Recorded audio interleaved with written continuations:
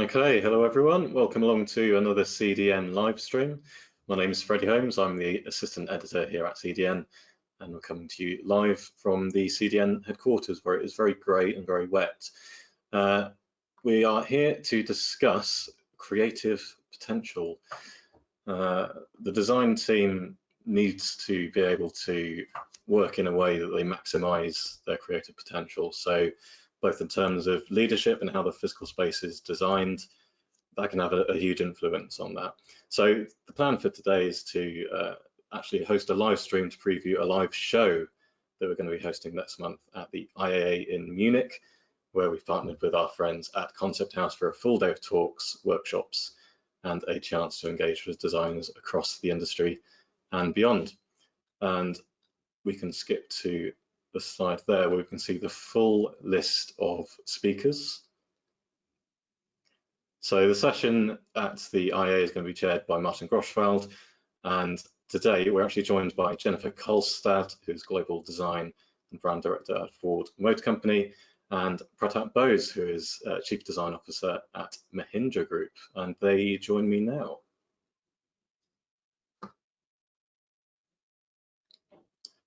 We have Pratap and Jen. Hello guys, thank you so much for joining us. And brilliant to have you along, Jen, especially with your early start, so much appreciated.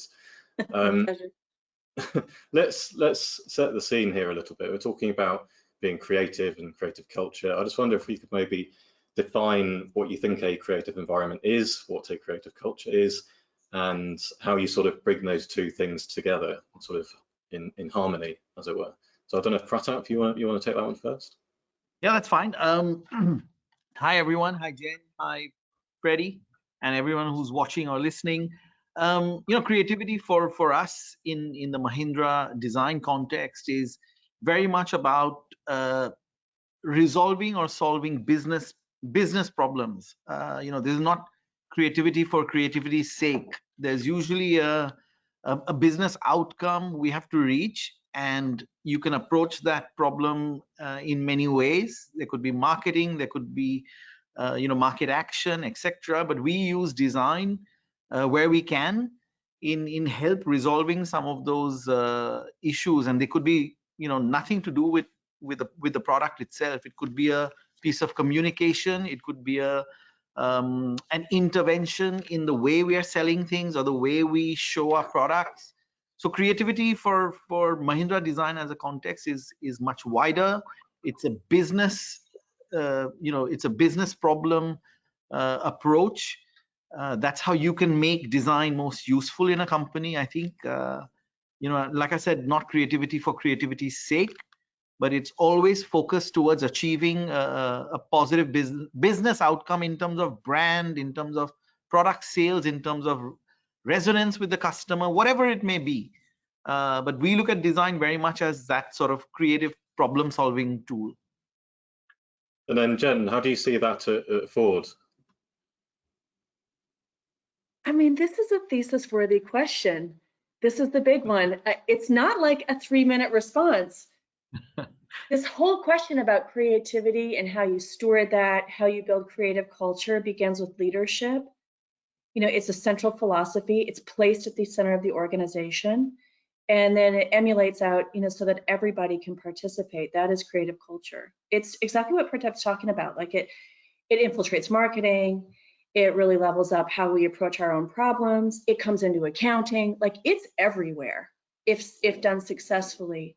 And our challenge in the work that we're doing right now is to kind of reposition the power of creativity, design, and innovation so that it maybe has the potential to do that. Yeah, Jen, you said it's a thesis-worthy topic, and we're going to sort of whip through it fairly quickly, maybe not giving it the full level of detail it deserves. So this is an opportunity for me to plug the live show. Do come along. We go into a bit more detail. Yeah. I wonder, are there any surefire ways to stifle creativity within the team? I don't want to sort of put it on a negative spin, but are there any sort of immediate red flags that you as design leaders try to avoid or recognize and resolve? Jen? Yes, absolutely. I mean, go back to sitting in, all of us are designers. Remember how things were when you were sitting in a crit at school, kind of sitting together as a cohort, all contributing and speaking. It's just like that, you know, in corporate culture. What we often do though is start to stratify by hierarchy and limit the voices of our team members. And that is not how you foster creativity. So like our primary focus or philosophy is one of collaboration, which means that everybody has a voice and ought to contribute. The best way to stifle creativity is to start to, limit the contribution of everybody, of others.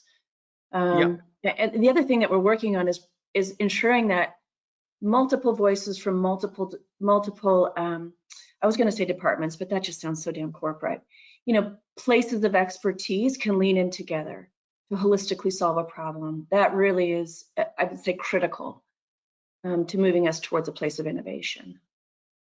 Yeah, for me, Freddie, saying no too early is an absolutely surefire way of killing any thought process. When you say no too early, the next time that person who let's say suggested an idea will hold back a little more, and then you say no again, and then they hold back a little more, and then soon you have a room full of silence. And I think that's where it's the most dangerous, especially in a design studio. In fact, a large part of my job is actually to filter the people who say no from other parts of the company, to filter that into the design team. You have to know when you let those voices into the design studio. And that's this really fine balance that a head of design director, studio director, whoever it is, a creative leader has to really tread that fine balance. You know that outside the studio there are various pressures of cost, of market, of research, whatever it may be, and you know that inside the studio you have to let this problem bubble. It's very, very important. And then at the right time you let ideas in or out. So stopping people too early is a surefire way of killing opinion, like Jen said. And with that opinion goes out, out goes your ideas that you could have got. And with those ideas, creativity leaves the door. So when your previous question was also about the creative culture and creative environment. And I think it's very, very important when you're creating this to have a physical and psychological space where people feel safe to express their ideas, that they're not shot down, the first thing they put on the wall and someone says it's crap, that's the end of it. So to create a safe space for creative thinking, for ideation, is very, very important. And then to protect that space from everything that the company can throw at you is also as important. So there's an internal hand you have to play, and there's an external hand you have to play as well. You both made some really good points there. You're talking about creating a safe space, making sure there's not a hierarchy that sort of stops people feeling that they can speak up and put their ideas out there. That's sort of from a leadership level, and Jen, as I understand, you're looking at that from also, I guess, the built environment, from a sort of the physical studio. So if you think about the diverse nature of a design team, you've got lots of different talents and backgrounds and experience in there. Not everyone maybe would creativity comes in different forms, I guess, doesn't it? For some it might be about quiet isolation, sitting in a corner sketching, filtering out the outside noise, and then for others it might be part of a busy workshop. Could you talk about how you design a studio so that everyone is happy or sort of catered to in that sense? Well, it's tricky right now because with COVID we went home, and so now we're still trying to fumble our way through this like online studio where we're pinning up our work and making it visible for everyone. It's different than how you function when, just so your viewers understand, I don't design cars. So Freddie kind of alluded to that right now. So the way that I function with my team is very different than y'all, because you need to be in studio, modeling, working, pinning up, leaders are coming through. It's different for architects, interior designers, planners, landscapers. In fact, our teams are distributed globally. So we're talking with people every day around the world on projects that are running. So that we'll say that part's a little bit different. But you know, I'll answer your question, Freddie, a bit differently. I'm so conscious of neurodiversity and the way that people communicate uniquely. Like some, you know, some want analog, some want digital. The cadence of speech is different. You know, women communicate differently than men. Culturally, we communicate differently. And so it's like what you're getting at Mahindra. Like you've got to provide a platform in which all of those different design geniuses can contribute. So there's sort of a patience now that is, it cannot be corporatized. It's not a one-note vocabulary. You know, you all sort of speak the Ford way. It's not like that anymore. If we want to really draw out the true talent of our participants, we need to provide a platform that everybody is comfortable in. And patience is a big part of this. Like, you know, some of it, we're all speaking the language of design. You as product designers, me as an architect, but the way that we get there to our point is different. You know, we'll all get there, but this is what I'm saying. Like the sort of the multimodal media, the way in which we do that needs to be accommodated. Yeah. Freddie, as you know, we went through a process of creating a new design studio a year ago here in the UK, and we are also upgrading our studio in Mumbai. And in both cases, Jen spoke more of the, sort of psychological points around communication and creativity. If I take let's say the physical side of things, in the studio, yes, we have a nice open studio, lots of bright light, though now no one wants light because they're looking at their screen, so they darken everything we lit up. But we also have various sizes and types of spaces. So if it's a small team who wants to work just together for a couple of hours, they leave their desk and get into a certain sized meeting room. All the meeting rooms have glass walls so people can see. It's very open, no one's hiding anything, because once you enter the design studio, there's no secrets, right? So where the design spaces are, we've created a multitude of spaces. There's a cafe layout, there's a boardroom layout, there's what we call a red room ideation layout. So we've created different types and sizes of spaces for people to come. And then we have 2 or 3 really cut off, almost like booths, where you can go and hide for the whole day and no one will find you. So we've created some physical variation in the way and the way people can interact with each other, or like you said earlier, they may just want a couple of hours on their own to internalize a problem or think about a solution. So I think this variety of space works very well for us, and we are replicating that in Mumbai as well. It is a lovely space, and it feels very transient almost. There are lots of, you'd find a sort of cubby hole somewhere to do some quiet work. And the point you made about the red room as well, I mean, it's not the only brightly coloured room. You've got a whole array there, haven't you? It's blue and yellow and green. It's pretty amazing. We've got yellow, we've got blue, we've got a grey room, which is quite ominous. But yeah, it really suits our size, style, way of working. It's very productive, and at the same time, it loses no sort of flavor of creativity. People can be individual or part of a group, all in the same day. I wanted to bring up a quote from Churchill, believe it or not. You might guess which one it's going to be. I've actually got to give a hat tip to my editor James for this one, who flagged it. We shape our buildings and thereafter they shape us. Yep. I was quite pertinent for this sort of discussion. So Jen, as you alluded, you and Pratap sit in different spaces. Pratap sort of product design. Jennifer, you're working more on spaces. How do sort of design directors from both sides sort of work together to build these sort of studios and ensure that everyone gets what they need? Is it a case of the design director saying, this is what we need, and then you come along and say, well, actually, no, you need this? How does that sort of relationship work? You want me to jump in? So Yes, our please. studios are very separate. Historically, we'll go back in time a bit at Ford. All of the creative teams were very separate. I mean, siloed, separate, and didn't speak. And you know, this isn't a strategic solution to establishing or rewriting brand. Is that we all need to be working together, speaking to the same principles, core values, and ethos, all of that, so that you know the priorities that we take back to each of our studios is similar. It's unified. With the arrival of Anthony Lowe, who I'm sure you all know, we're so happy he's with us. We stood up something called the Creative Coalition, and this is an opportunity for each of us global design directors to be together sharing our work so that that happens. And it's proved to be just brilliant. You know, I did something similar to that at the firm I was at before, Ford Motor Company.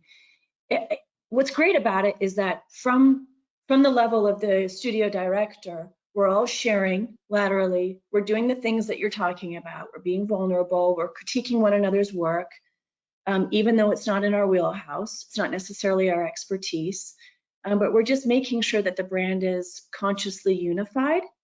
And then we behave that way when we go back to our studios as well. So, I mean, that's one thing that we've done that's proven extremely effective. That's really nice. Really nice. And Pratap, what about you? How do you feel? How do I feel about, sorry?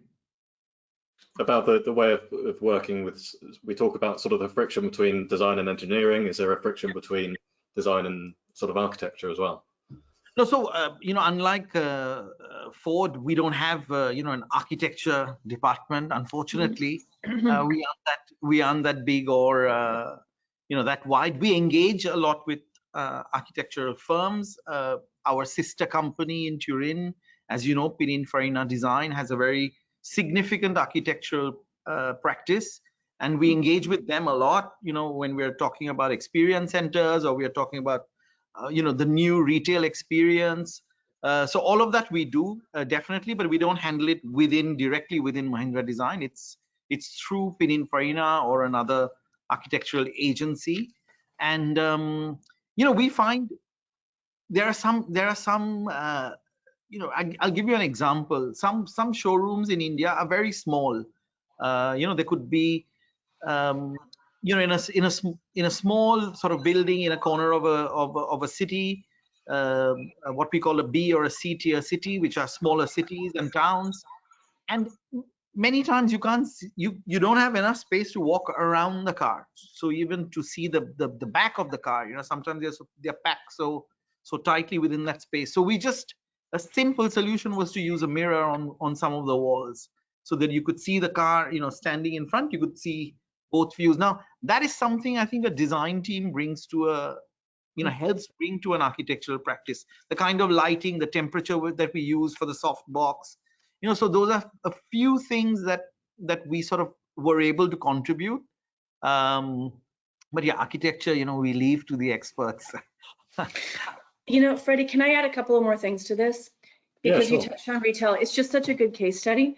So like you couldn't possibly think deeply into the future of retail, which we're doing right now. It's the moment to radically innovate. You know, retail will soon not look like automotive retail of the past at all. It can't. You couldn't do that without your partners in product design, because you have to sort of know where they're thinking, where we're headed, what the cycle plan looks like, what's coming 2 cycles out, to be able to accommodate that in the long term. Like I say to people, who knows, maybe we're in aviation or space exploration. I have no idea, but I need to be able to accommodate that spatially or environmentally, because all of this together ladders up to a branded experience. Like there can no longer be separation of these different design teams or even design approaches. It's all got to come together. That's really the expectation of our audience and customers. Yeah, Retail absolutely. is such a clean example. And you know, Jen, maybe y'all have been doing this for years, but you know, for example, we are now getting involved in you know, how our vehicles are shot, what angles you know, the photographer shoots at, what the lighting is, what elements you want to sort of exaggerate or at least bring to the fore. You know, so this kind of interaction didn't happen earlier, if I'm honest, at least in some of our companies that I've worked in.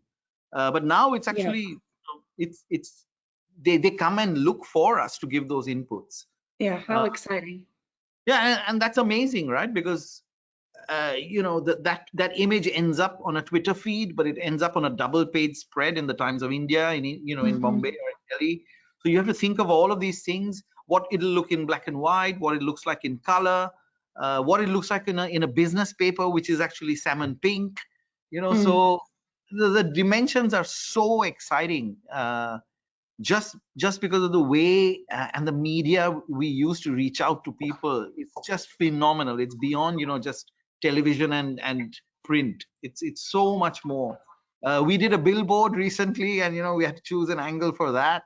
It was a huge, you know, I mean, massive one, and so I really like getting involved in that. We have now visualizers in our design team who set up the, let's say, the camera view with the CAS model. We then shift that across to the marketing team. They get the photographer then to shoot in that same view with that same lens. So it's very seamless, and it's great. It's challenging, but it's great. When people ask you what you do, Pratap and Jen, you must say, how much time have you got? Because there's a lot of things you're juggling there. I'm also secretly taking notes on what I should be doing for my home office to make it feel a bit better as a workspace. Yeah, if I had to write a job description, my God. But you know, like Jen was saying earlier, when you break down those barriers, not just us in design, but the company and different departments, you know, and you come together, it creates something which is so much greater than the sum of its parts, right? And you know, we love that. I mean, when we are choosing colors, the marketing team says, "Oh, how do you think this will photograph?" You know, these are questions we didn't ask earlier, at least, you know, in young companies like ours. But now, you know, sort of all aspects of communication, design, brand, retail experience, it's all sort of unified. It's seamless. It's got to be sort of across geography, across you know, different media, like I said. And you know, it makes a lot of sense if you can be a part of that as a design team. We do have time for some Q&A towards the end, by the way, to all of our watchers, our listeners. So if you do want to ask Pratap or Jen a question, just pop it into the Q&A box on your screen there. Quick one from me. So we're sort of looking at the state of play now, but could we look back and maybe have a conversation about the evolution of a creative space? Was this even a discussion that was being had maybe sort of 10, 15 years ago about designing a space that fostered creativity? Jen, maybe could I start with you there?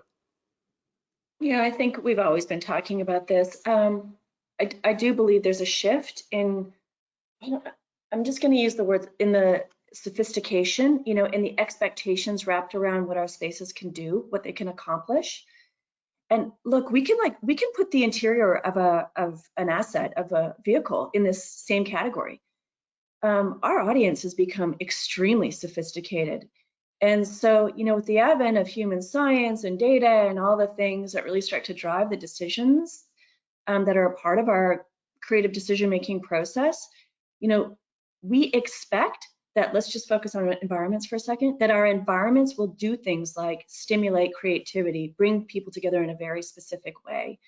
You know, like you can start to kind of itemize performative goals.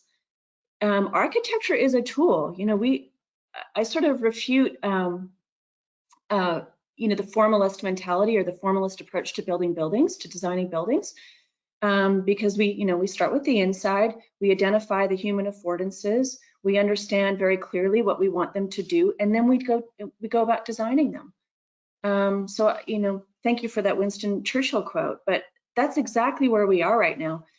The conversation is incredibly different because we have to demonstrate something, you know, that is accomplishable. Yeah. And I keep writing about how the designer of today is quite different to the designer of maybe 20 years ago. You no longer have those sort of quite defined roles of you're a sketcher, maybe you just work on clay, maybe you just work on one thing. It seems like Pratap has spoken before about being more well-rounded. Yeah. So what do you think designers of today need in order to be creative that maybe they didn't in the past? Are there sort of different things to consider there? You know, Freddie, I think it's very important for designers of today at any level. You could be joining, you could just be graduating, or you could be, the head of design or whatever it is. At any level, a designer has to be a great storyteller, because you are truly selling a story that some company or your company is going to take a multi-billion-dollar bet on, right? That's all they have. You can have a clay model, you can have a digital model, you can have all of this, but you have to have a story that's convincing. And what I feel is that the younger designers, at least that I see, are able to tell a much more end-to-end convincing story than I was 20 years ago when I graduated, right? We only had, some sketches, some mail shots and a portfolio. But today they can do a 3D model, they can do a film, they can do sketches which then translate into the model. They have little audiovisual clips. So even the way they communicate what they do, right from graduation to when they get into design studios, is very, very different from the skill we had. And many of our designers are able to at least very quickly put together something in Blender or in one of the virtual programs, with immersive software, and create something, really fresh, exciting, and quick. We are able to work a lot faster now. The 7-year product sort of cycles are history now, because we have the tools. You combine that with creativity, and you get a very powerful result. So that's the fundamental difference, is that I think some of the younger kids are more are better at storytelling and the way they tell the story. Of course, we have clay, which is part of our process, and many of them wouldn't have touched a clay before. So there is that gap. So they've strengthened something, but something else has perhaps, dropped out of their arsenal. So we bring them in, they work on clays after that, they work with the experienced designers, and that's how we grow them. But storytelling, fundamental. And to that point, just sort of anecdotally, I was at a grad show recently up in Sweden, and some of the presentations the students were putting on, they were like full-on TED Talks. It was pretty impressive. I couldn't imagine doing that when I was sort of coming through the ranks as a journalist even. They're doing quite an impressive job. Jen, if I could flip over to you, was there anything when you were coming through the ranks that you wish you had in terms of support or physical spaces to fuel that creativity in you? I've sort of put you on. Look, I'll start by, I'm just having flashbacks right now. I should sidestep and call my therapist, because I started at a firm called Skidmore, Owings & Merrill in Chicago. That's the firm that built, the Sears Tower, the Hancock Tower. I worked on projects like the Burj Dubai. I mean, it was like mean. That was that's the history of architecture in so many of these large corporate firms. I think that's why I'm so conscious about providing a space now where so many others can participate, because I think back to those spaces, the crits, the way that projects were constructed. First of all, there were no women. I mean, there was maybe me and one other lady, and that might have been it. And it was just, it was so controlled by the partners, so it was extremely hierarchical, also extremely formalistic. So, inside or outside in kind of strategy. That's why you get these big sort of bold, beautiful towers. But today it's just a different approach. I don't want to work that way. And different from what you're describing, I actually want a whole bunch of surgical specialists to come together and make an incredible team.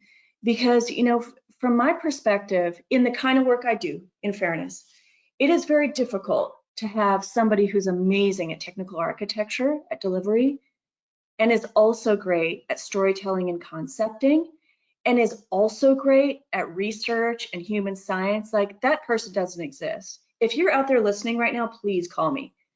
But you really want people who are amazing at all of those categories, but can also work together beautifully. That is the trick. Yes. I wonder if I can ask both of you, how do you personally try and stay creative? I mean, I've sort of framed this discussion around your employees in a way, the people working below you, but your employees too. You're both creatives. I wonder, do you personally have any any tips or tricks that sort of, this gets the creative juices flowing? Pratap?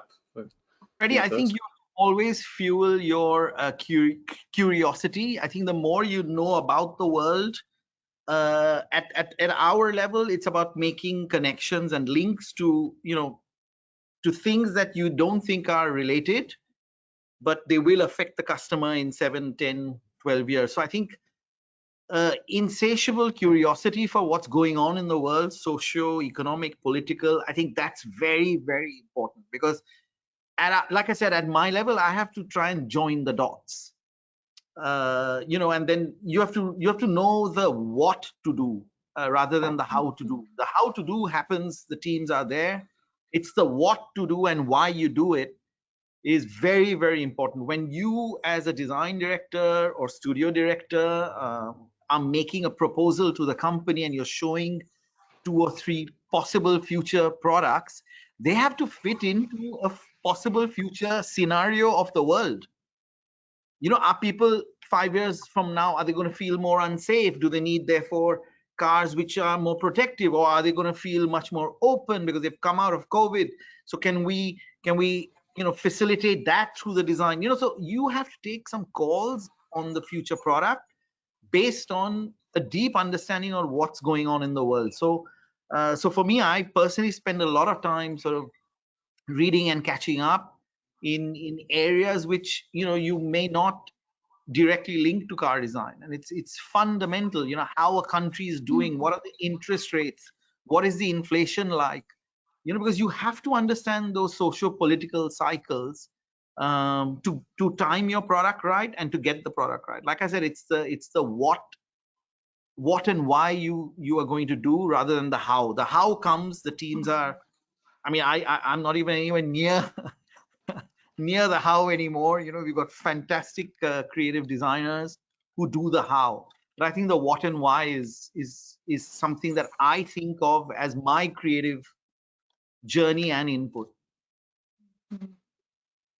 And Jen, would you sort of echo that as well, or have you got any other tips on fueling that activity? Like in terms of what we do today, it's very similar. I'm the quarterback or the orchestra conductor as well. I love building teams. I love, trying to figure out how to come into a problem. And the crazier or more entangled the problem is, the better. I love that. But to have the energy and the clarity to take on something like the future of retail, let's say, I need to also be my best creative self, even in what I'm doing today. COVID was brutal, guys, because we were kind of like cut off from our people, from our world. And I find that I start to starve when I can't be around my people. Like, I don't just mean my team, I mean like my network, my creative people out in the world, because we really feed each other, and we kind of like vet and, roll ideas around as a group. The best part of being a designer is the network you build around you over your entire career. So to be cut off from that is really difficult. But I think consciously as a design leader, you've got to like feed your creativity, feed your soul. Look at the stuff that's around me in my home even. You need that. You've got to sort of remind yourself that you're creative. Yeah, it's important. You have to drink a ton of coffee in the morning.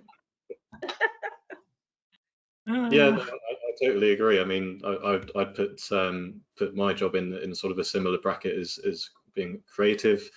COVID was awful because you sort of isolate yourself, and you need to be out there amongst other creatives doing similar sort of work. So yeah, I fully echo your thoughts there, Jen. Freddie, here's another challenge. Like, I bet you can relate to this, Pratap. We work for huge corporations. Ford Motor Company is a Fortune 10. I can assure you the bulk of our conversations don't wrap around creativity, innovation, studio culture. How's everybody doing? What are you making?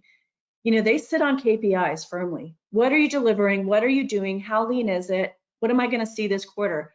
So, we're in a difficult place. And difficult doesn't mean bad. Difficult means challenging. So you've got to sort of figure your way through that environment so that you can be your best creative self. Comes again back to like that creative coalition that I was talking about that Anthony Lowe runs. wow, what a brilliant resource where you're reminded that you've got colleagues across something like Ford Motor Company. Yeah, you need to know those people are there with you, going through the same thing, doing the same work. It's really important. This forum here, really important. We need to connect. Absolutely, yeah. And Freddie, I always say we are one design team in 2 or 3 locations rather than 3 design teams. I've been in companies where the difference between satellite studio and main studio is so stark that it's almost like you could be working for someone else. Like Jen said, never felt you sometimes don't feel part of the mothership at all. You're so far away, you're sitting in Japan or Shanghai or God knows where. And so I've personally, my sort of personal ambition is always to make all 2 or 3 or whatever teams you have feel like one team. They just happen to be located in different places. And for the last 15 odd years, that's what I've been striving to sort of create. And we move projects therefore from one studio to the other and back and forth seamlessly. And like you said, Jen, you can only do that when people trust each other. They feel counted. But it comes as a part of the culture that you have to establish from the top, in a way. So yeah, it's a good point. To that point, Pratap, you've actually answered one of the questions that has come through in the Q&A. So maybe that's a good time to shift it over. I can see time is sort of slipping away from us, running away with us here. Just before we dive into the Q&A, I mean, this is the perfect forum for me to shamelessly promote some of the other stuff going on at CDN. We've been hard at work at Car Design Review, the annual coffee table book. We're very excited about that. I can say personally, we've worked through all of the votes and we have come up with the winners. So I have those in my back pocket. That will be with you very, very soon. Interior Motives, the next issue of our interiors focused magazine, is also in the works. So look out for that.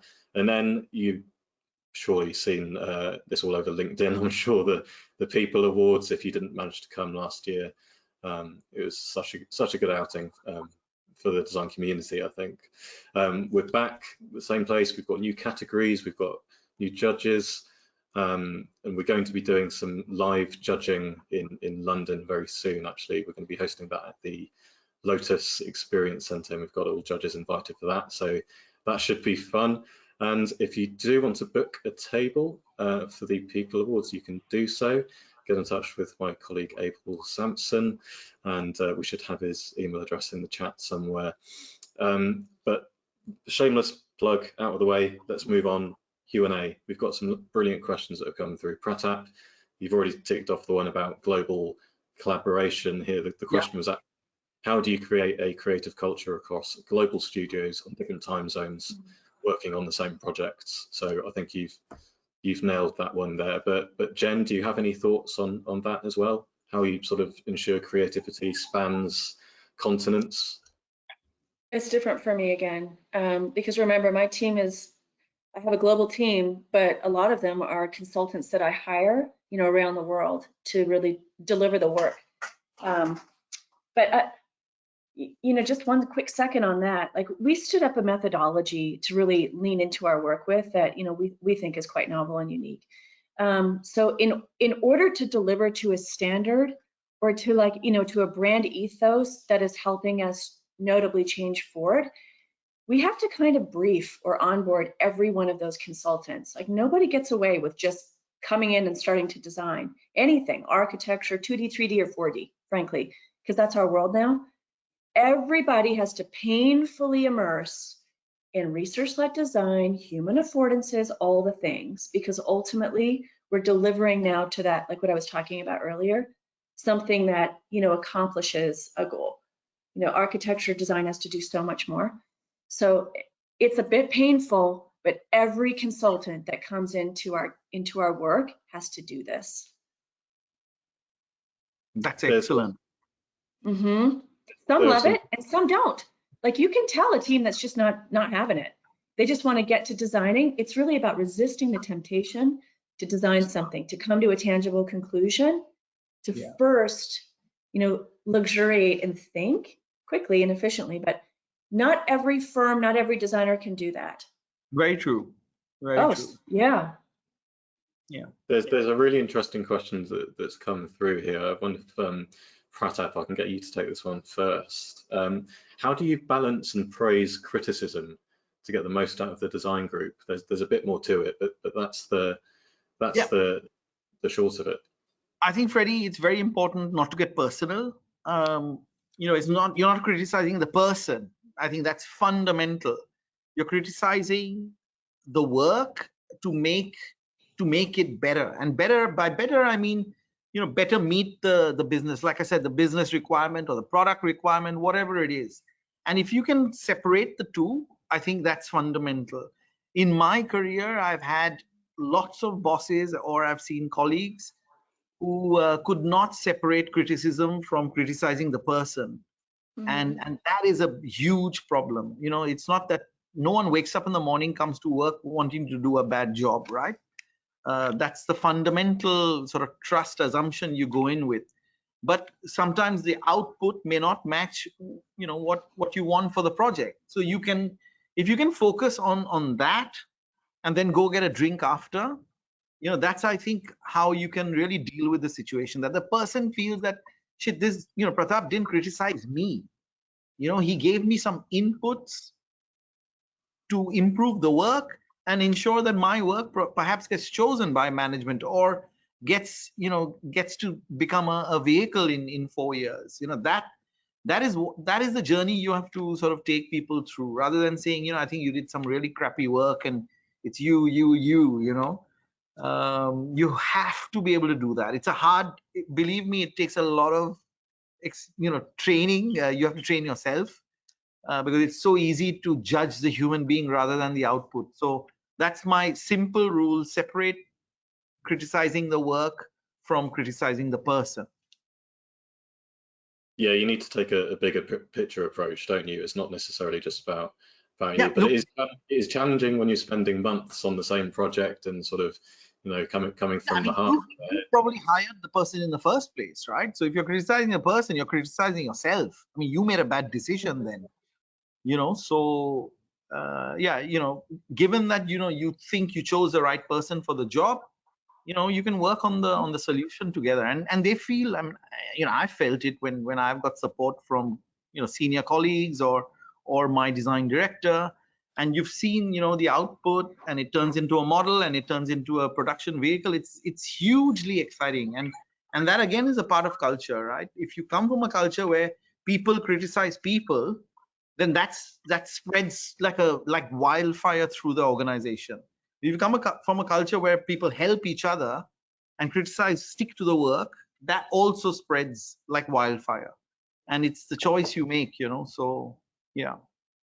I think that's a lovely point, and it goes back to the word about culture. We've spoken about creating a safe space, but also sort of, a space that you can't see in a way. The culture is something that permeates throughout the company. So that's really nice to hear that you're looking at that. There's a nice question here. Again, it's going to put you both on the spot slightly. From your own experience, can you share a project which best showcases a creative culture? So Jen, maybe if I could go to you first, is there anything that immediately comes to mind where you thought this is a good example, that sort of, or a case study of the sort of things we've been talking about today? I was so happy with the way that we came into the future of work problem set for Ford. It was the first time that we built like a true coalition around solving a problem. I was impressed with Ford's willingness to invest in that. Like, we literally had to design a new way of contracting subject matter experts from the outside to come and lean into this problem with us, pay them with honorariums and have a whole bunch of people kind of like join us to think about this future state. And then land on something that was not tangible. It's what I was just talking about a second ago. Like, the outcome of that body of work was, well, what is the future of work? We can't tell you, but here are the core principles, the values, all that stuff. Like, here's the framework with which you will solve this problem moving forward forever, potentially. It's such a great example, because it required all of those people to come together to land on something tight. None of them, lived inside of Ford for the most part. We had folks from NASA, we had folks from universities around the nation joining us. And it's sort of like it provided a reset on how we would construct teams because the outcome was so good. It was so powerful. And then we replicated that methodology for the future of retail work. We kicked it off with another think tank, external SMEs coming in, look to the horizon and go again. So, as a body of work, I wouldn't say, well, here is a space that really, demonstrates what we accomplished. It was almost more academic than that. It was about designing a way forward, a path and a framework. I think that was some of the best work that we've done at Ford Motor. And by the way, our design work is very good too. It's just that we now have a system in place to do excellent work. Excellent. Yeah. And Pratap, I don't want to put words in your mouth, but I imagine a good case study for creativity would be where you are now, your new design studio in Banbury, not too far from where we are here. Yes, absolutely. And less than 365 days ago, which is last August 15th, we showed 5 different vehicle concepts that all were born in our design studios here and in Mumbai, with very little input from sort of outside teams. Let me put it that way. It was a mandate given to design to say, you guys imagine and create our born electric future. We didn't even have an architecture or a platform or anything. And it was truly a clean sheet of paper. And sometimes that's actually harder than having some constraints around which to design. Yeah. So from that, we created a new brand. We created 5 products. And a year on from now, or from then, sorry, we a lot of those products are in very advanced stage of development and tooling and commitment. So we felt that a small spark within design really changed the way a company functions. And I thought that's a really good example of the power of design and power of creativity and the power of storytelling at a corporate in a corporate setting. Well, guys, I was really looking forward to this live stream, and it hasn't disappointed from my side. I just want to say thank you both so much for being so open and honest and sort of sharing your insights on this. It's not something we typically look at on CDN. It almost feels like a sort of a self-help discussion in a way, but it's really nice to talk about creativity in this sort of environment. To that point, you're both going to be speaking in September at the IAA. The panel itself is titled Building a Creative Culture. We're going to be joined by a couple of other speakers there as well. Again, hosted by our friends at Concept House, Martin Groschwald. Local time for that session will be 2:45 on September the 4th. So mark that date in your diaries, do get along. Plenty of other sessions and workshops to be had as well. But until then, we've run over massively, but it's been a fantastic conversation with you guys. Thank you so much for joining. Thanks, Freddie. Thanks, Freddie. Thanks, Janet. And see you in September. See you soon. See you then, guys. Thank you. Take care. Bye now. Bye.